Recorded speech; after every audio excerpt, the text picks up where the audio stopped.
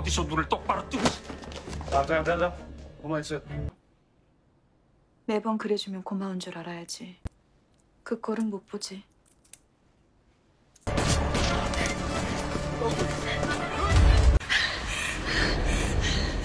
괜찮아. Halo guys, balik lagi ke channelnya Mimin. Gimana kabar teman-teman semua? Semoga baik-baik aja ya. Oke, udah pada siap kan? Mari kita lanjutkan review dari drama-drama kesukaan dari teman-teman semua. Gimana dia kelanjutan kisahnya dari drama yang bakal direview saat ini? Yuk, ini dia reviewnya by Mimin. Jangan lupa ya, siap-siap, oke? 아는 사람. 제일 먼저 알게 돼요. 내가 BF 내부 사람을 의심한다는 걸. 교수님이 자작극을 벌이고 화난 척 연극을. 정말 이 중에 하나인가? Saking penasarannya, Yoon Jae-yu itu pun bela-belain mengambil data dari anggota-anggotanya untuk melihat siapakah sebenarnya yang terlibat dalam peretasan tersebut. Sebenarnya hal ini nggak bisa dilakukan dan juga nggak boleh karena itu adalah data rahasia dari karyawan mereka. Tapi terpaksalah dilakukan karena memang udah nggak bisa lagi ditolerir gitu kan. Dan ternyata ada cukup mencurigakan yaitu Pak Kim yang tiba-tiba aja pergi ke luar negeri. Cuma setelah itu Yoon Jae-yu ngerasa bahwa kayaknya nggak mungkin Pak Kim dan dia pun tidak mendapatkan informasi yang dia butuhkan dan akhirnya dia pergi dari sana. Nah kemudian dia menyuruh Woo Chae-won untuk mengikuti Pak Seo. Apakah dia menunjukkan gelagat mencurigakan setelah mereka ngecek data-data tersebut? Tapi entah kenapa Yoon Jae itu belum percaya 100% kepada Woo Chae-won sehingga dia meminta aplikasinya untuk ngecek di manakah dan siapakah sebenarnya Woo Chae-won ini dan diberikanlah informasi itu sama dia. Betapa kagetnya Jae-yu ketika dia tahu bahwa Woo Chae-won itu adalah orang yang tak biasa, seorang tentara yang tidak biasa dan juga pangkatnya itu nggak main-main. Dan juga dia berada di tempat acara yang dihadirin Chae-won yang dulu sama Pak Pres, apalagi waktu itu kan terjadi ledakan dan tiba-tiba Chae-won itu keluar di tahun 2024 dan sekarang mendaftar jadi anggotanya dia. Jadi dia cukup mencurigakan gitu. Setelah dia mendapatkan laporan dari Chae-won bahwa Pak Seo itu tidak mencurigakan sama sekali karena setelah itu dia langsung pulang ke rumah. Lalu Jae-yu langsung menanyakan informasi yang barusan aja dia terima dari aplikasinya dan itu semua diiyakan sama Chae-won. Nah setelah itu Jae-yu meminta Chae-won untuk datang secara langsung untuk bertemu dan juga berbicara sama dia empat mata. Woo Chae-won berusaha untuk menjelaskan semuanya sama Yoon Jae-yu, tapi Jae-yu tetap gak mau mendengarkan dan dia bilang bahwa semuanya itu terlalu kebetulan banget gitu loh. Terutama pertemuan pertama mereka ketika ada orang yang terjun bebas kemarin itu kan tiba-tiba Chae-won ada. Dan sekarang tiba-tiba ketika Jae-yu lagi membutuhkan anggota pengawal tiba-tiba juga Chae-won ini ada dan persis banget dengan yang dia butuhkan gitu loh. Jadi nggak mungkin cuma kebetulan gitu aja, pasti ada sesuatu dan mungkin Chae-won ini adalah disuruh orang lain untuk menjadi mata-mata. Karena Yoon Jae-yu masih belum mau mendengarkan penjelasan dari Chae-won, dia masih berusaha nih untuk memberikan penjelasan lebih lanjut sama Yoon Jae-yu. Apalagi Chae-won agak kecewa nih sama Jae-yu ketika Jae-yu itu mencurigakan dirinya itu adalah orang yang udah mengirimkan retasan di perusahaannya Yoon Jae-yu gitu loh. Dan gak mungkin juga dia melakukan itu dan dia bilang sama Jae-yu bahwa dia yakin banget bahwa itu adalah orangnya salah satu orang labnya dia. Tapi apakah Jae-yu mendengarkan? Tidak, dia tetap aja bilang bodoh amat gitu. Dan setelah itu Chae-won mengganti nama Pak Lee si Pres itu menjadi huruf inisial A. Karena kan sejatinya memang Chae-won itu disuruh sama Pak Lee untuk mendekatin Yoon Jae-yu karena dia yakin banget bahwa Jae-yu ini orang yang udah membuat dia seperti itu. Dan ditambah lagi, ternyata si Pak Seon Woo Jae ini adalah cucu dari Pak Lee. Lengkap lah sudah ya. Dan Seon Woo Jae ini juga tidak percaya 100% sama Woo Chae-won mau diperintah sama kakeknya dia. Keesokan harinya, Chae-won dan juga Jae-yu ngecek mobil salah satu anggota Jae-yu yang tenggelam ya kan si Bu Hong dan ternyata di mobil itu nggak ada kamera dashboard sama sekali. Ini cukup mencurigakan dong. Nah,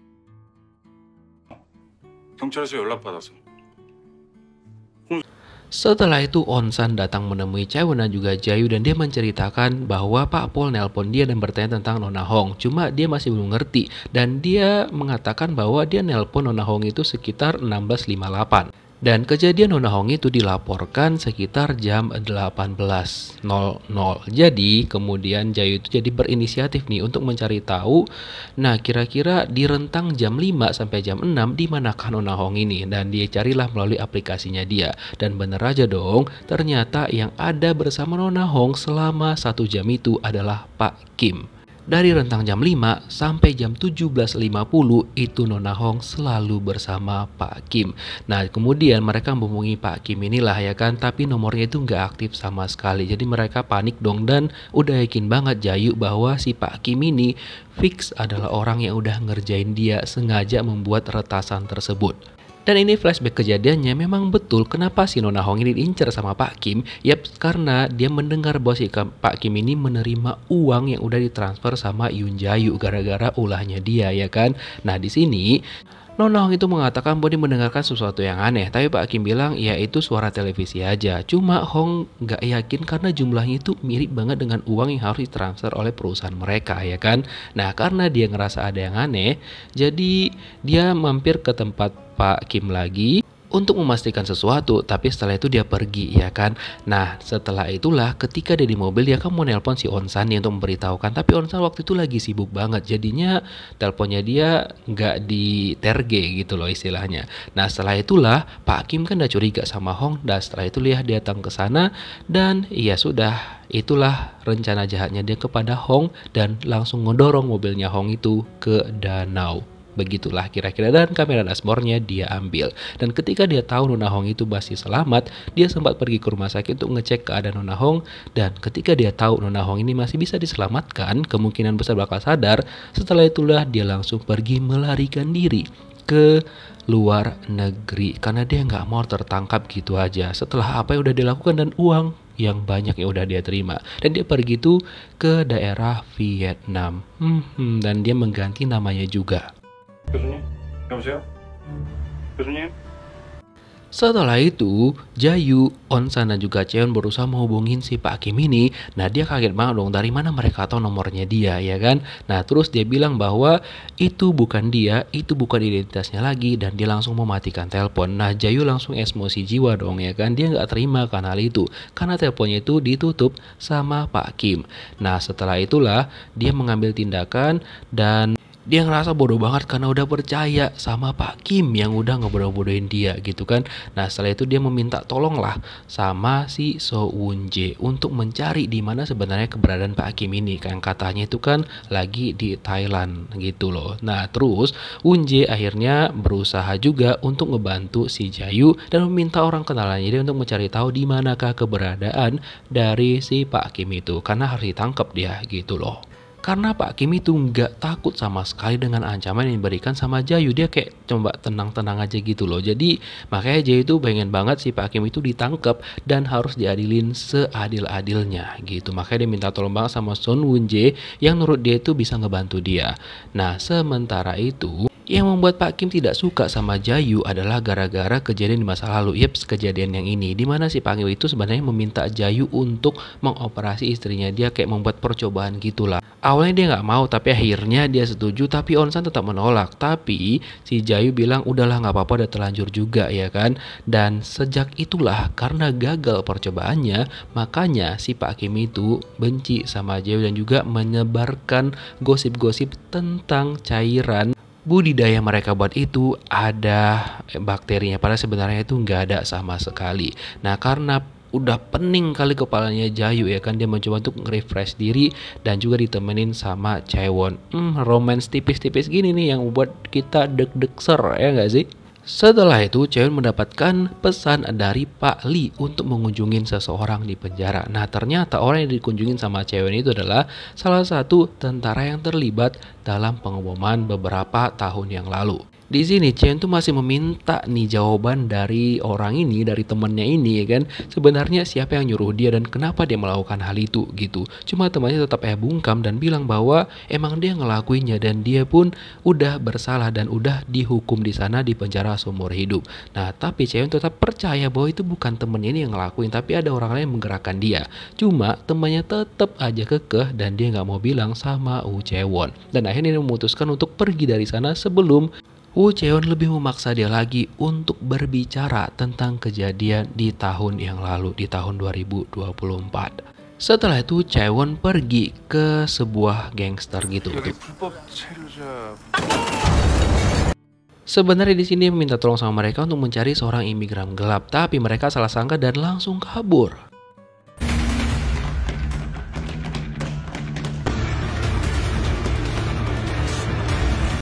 Yang ternyata itu mereka sengaja membuat Chae-won ini lari-lari ke sana kemari biar dia kecapean, dan ternyata mereka ngejebak Chae-won. Mereka kira Chae-won ini adalah Pak Pol dan mereka nggak terima dan takut kalau misalkan nanti mereka ditangkap. Alhasil mereka itu langsung nyerang si Chae-won, tapi ternyata mereka kalah semua. 야, 씨야. 내 주머니에서 놔.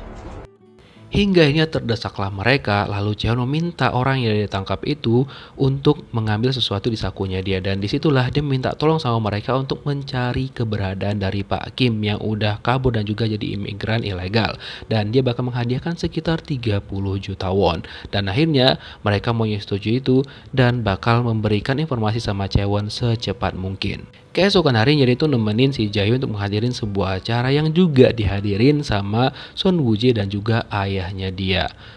Nah di sini yang cukup mencurigakan adalah ayahnya si Son Woo-jae ini. Jadi dia itu mengundang Jae untuk pergi berbicara berdua, kan ada hal yang harus dia sampaikan.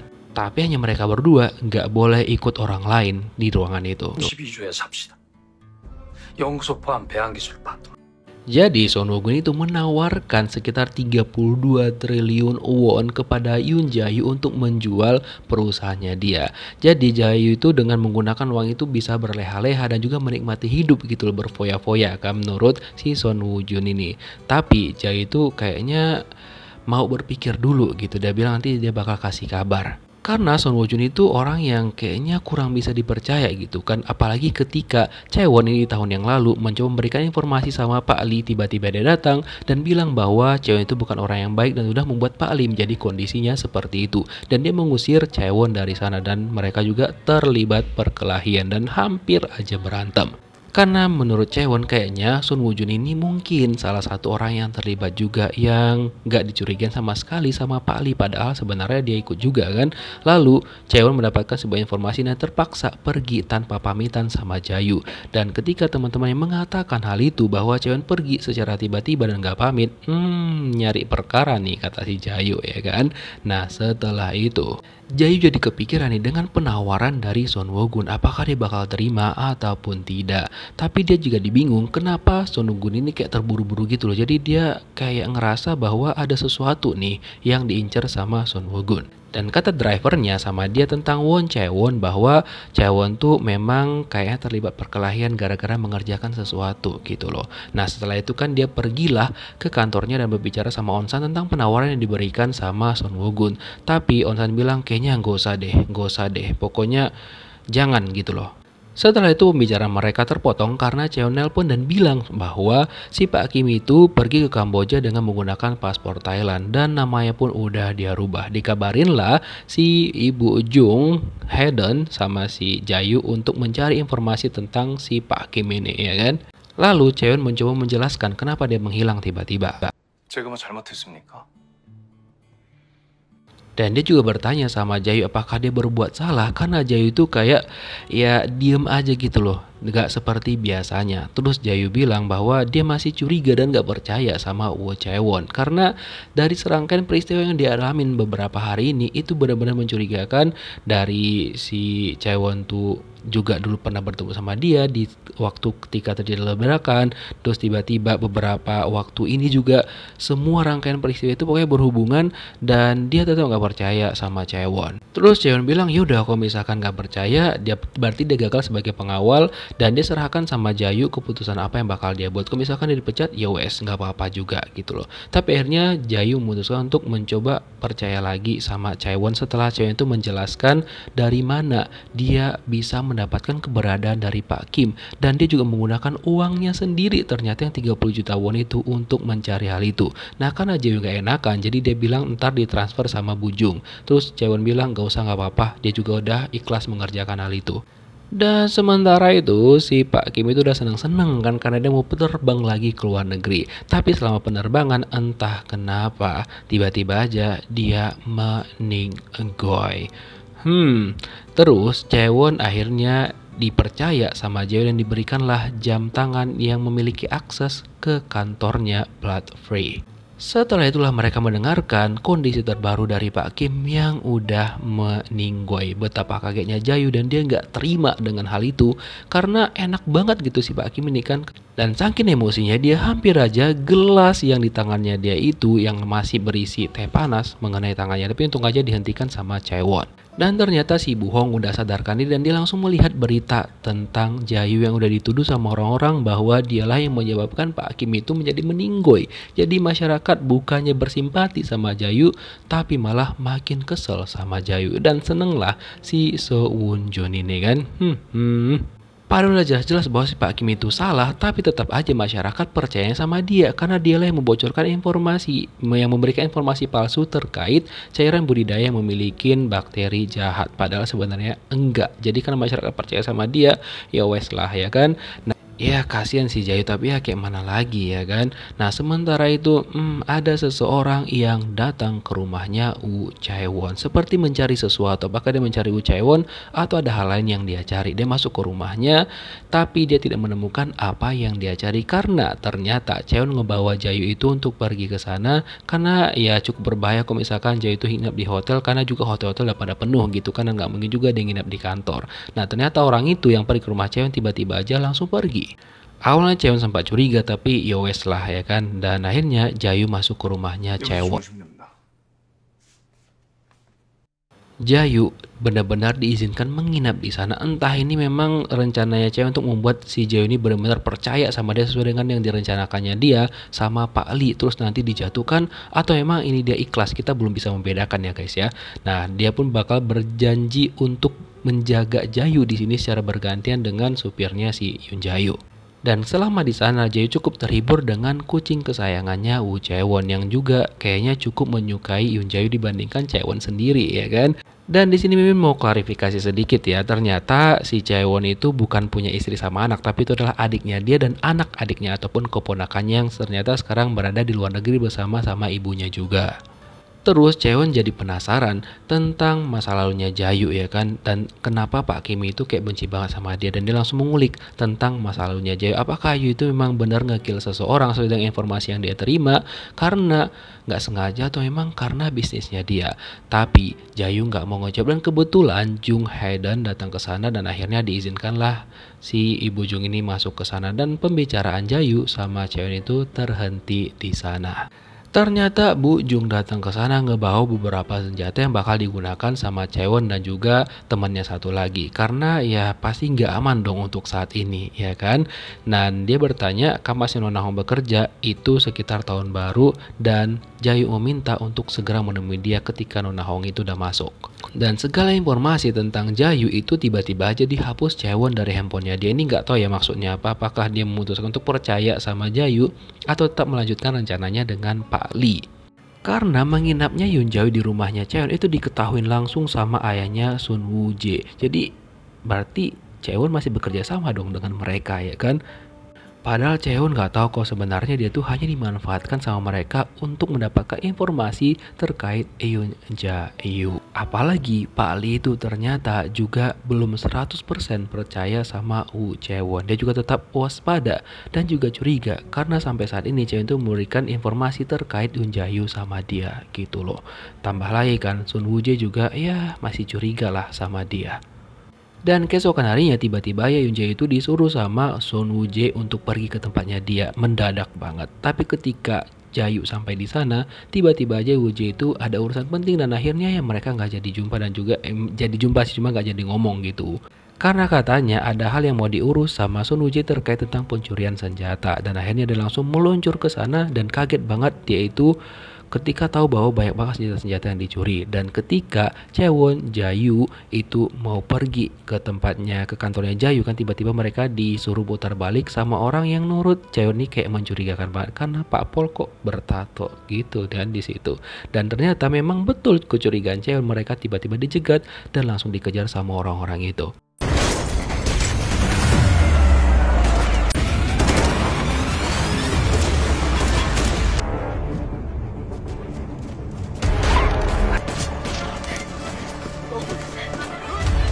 Entah siapa yang nyuruh mereka, dan Jayu itu teringat tentang ledakan setahun yang lalu dan membuat dia menjadi gemetaran dan berusaha ditenangkan sama Woo Chae-won. Dan Chae-won bilang berjanji bakal melindungin Jayu. Tapi ternyata si Chae-won tuh kena tembakan dan akhirnya inilah yang terjadi sama dia. Kira-kira gimanakah kelanjutan kisahnya? Kita lihat di next episode. Thank you for watching guys. See you next video. Bye bye.